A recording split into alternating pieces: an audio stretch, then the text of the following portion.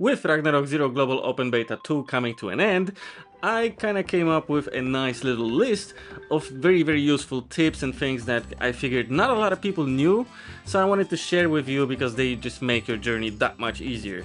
Let's get to it.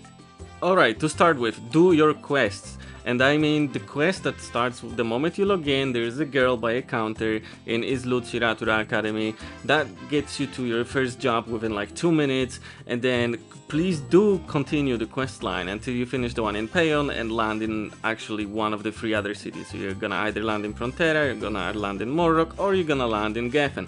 This is definitely worth it. It gets you to like base level 10 very fast, and it unlocks daily quests, which are the topic of the next thing.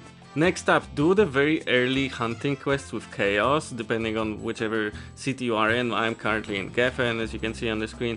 Do that one, and then follow up with some of these daily repeatable quests, which you can pick up either from the mission board, which you can see probably somewhere here, or you can pick them up directly at the NPCs on the surrounding fields around the base cities, so to speak. So Geffen, Frontera, and Morrock. These quests will give you either fly wings, which are expensive in Ragnarok Zero Global, or they're gonna give you boxes with potions. These are usually on a daily cooldown, so it's definitely worth checking them, especially the ones that give you fly wings. So yeah, just saying. Now on the subject of leveling and doing quests, so if your map is full, you'll find those little NPCs that look like teleport pads by the entrances to pretty much every single map from what I've noticed. These are actually like layering NPCs, so yeah, they can take you to a different channel without any other NPCs, by the way, so that's something to consider. And by the way, portals are also considered NPCs, so don't get surprised if like you change the channel, you change a layer, and there suddenly is no portal out. So yeah, you gotta go back to the main channel for the portal to show up. But yeah, it's kind of a way for spreading the player base out, and I think it's great. So if there's too many people on your channel, just try a different one. There's gonna be probably more free monsters for you to kill. So on the subject of monsters and maps, if you do not know where to find the monsters that you want to kill, just press M, which is the default key for map in Ragnarok Zero Global, and in the top left corner of that map you can type in the monster's name.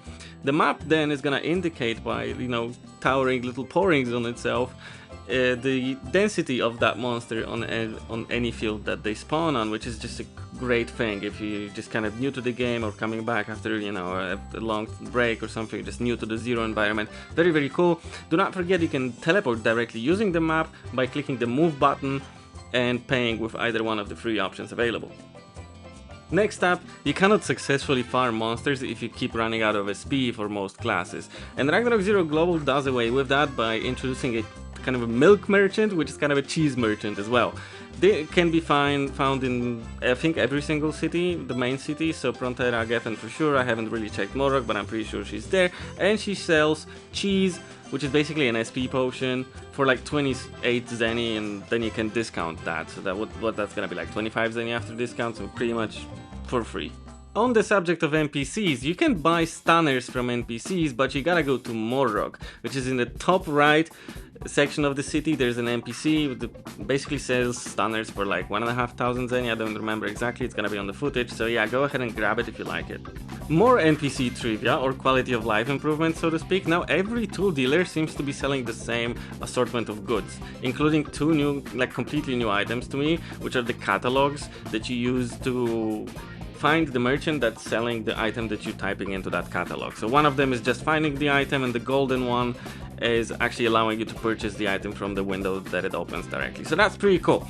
But the coolest part is I don't need to get to Geffen every single time I want to buy a blue gemstone anymore, and like every single NPC in every single town sells the same thing from what I found so far. If I'm wrong, please correct me in the comments. On the subject of merchants and money and all that stuff, you may have noticed how in neither of those open betas that we had there were any merchants in Frontera. That's because there's a new map called Frontera Market Street, which you can access by talking to either one of the Kafras in Frontera, and it's a dedicated place that you can set up your vending stall and just kind of, I like the idea of it. It's huge, the place is massive, there's like some useful NPCs in there as well, like the refiner, there's also a tool dealer, it has like teleporter NPCs from one corner to another. It's fantastic, I really like the idea, I hope it's gonna work out. I wonder how Frontera is gonna look like so clean nowadays, if, you know, if all the vents are gonna get moved to this whole new area. Continuing the touchy subject of money, you can now send money from any character on your account to basically like a common bank, common storage. It's actually called a bank. You can access it from your menu and just kind of deposit your money and pick it up with any other character on that same account. It's just fantastic. It goes away with all that outdated system of like trading between different accounts just to kind of keep your Zenny in one place. I really like that. You can access it by pressing B. Talking about outdated mechanics, nowadays you do not have to spam the chats and spam the cities looking for party, because we actually have a dedicated party finding system in Ragnarok Zero Global, which is just great. By default, it's keybound to D, and it opens a whole new interface that you probably haven't seen before if you haven't been playing Ragnarok Online for the past couple years. It's great. You can both list your own party, you can list the roles that you're looking for, the level range. By the way, the default level range is 10. So you might want to change that to 15 because the party XP range is 15 levels difference. And you can actually name your party as well, so like, I don't know, Steel Sean's or Grove parties or whatever else. It's really cool, it makes it easy to join parties, it's very intuitive, give it a shot. On the subject of people and parties, which I was never invited to, you can actually go to a dedicated PvP map. There's this NPC that looks like a sitting novice wearing a hat and a smiley mask, pretty much in every field area, that teleports you to a dedicated channel that has PvP enabled on. Those maps can be accessed by, unfortunately only Cash Shop for now, but I don't know, maybe Gravity will add something that's not Cash Shop related to access these maps, but yeah, for now it is a Cash Shop only thing that gives you additional 10% XP and drop rate, 10 or 15%, I don't know. Check out the footage that's going on. I don't remember everything right at the top of my head, but it is what it is, and it's really interesting. I like the idea of it a lot, except that, you cannot flywing in there, which kind of makes sense because you wouldn't want to be just sitting there flywinging and so like searching for people to fight with. But then again, it makes it a little bit like hard to navigate certain maps if you're on a PvP version of it. I don't know. I'm not much of a PvP person myself, so I haven't really explored it that much, but it's there if you want to take the advantage of it. It's definitely going to have a lot less people on it, so you can probably farm a bit better as well. So yeah, just throwing it out there. It's probably worth trying out at least once. The whole thing lasts 30 days, by the way. Once you buy the ring that was shown in the footage, it lasts 30 days. You have access to every single PvP map for 30 days. Now, useful NPCs again, and MVPs this time. There is something called an MVP raid in Ragnarok Zero Global, which is basically a bounty for you and your party to go and kill and give an MVP. During the open beta, we've only had two. We've had Golden Thief Bug and a Moonlight Flower bounty, which is basically a daily quest that you can pick up from Eden NPC or Eden NPC, depending on the pronunciation, whatever, don't quote me on that one.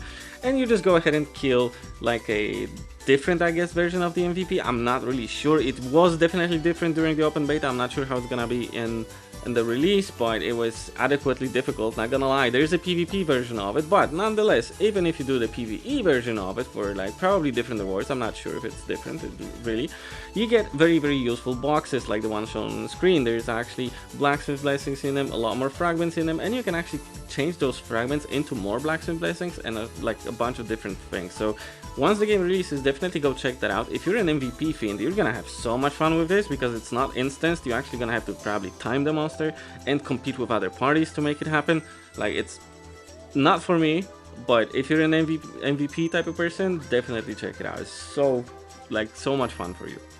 And last but not least, two remaining things: the mail and the achievement. So many people were wondering, where do they pick up their get pouring, where do they get like daily rewards that they were promised, all that stuff. There's an icon, a mail icon in your menu that's called mail. Some people refer to it as Rodex. Just click it, check it out, check out the different tabs, see what you got in there.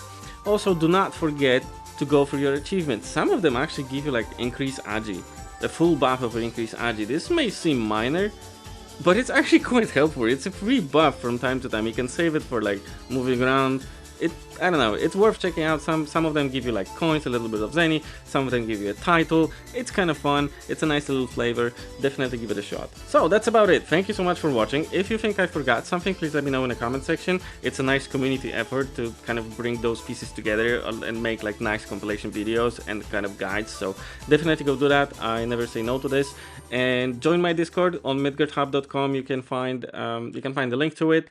We'll probably be definitely will be making a guild at release, but yeah, give it a shot. It's fun. We have cookies.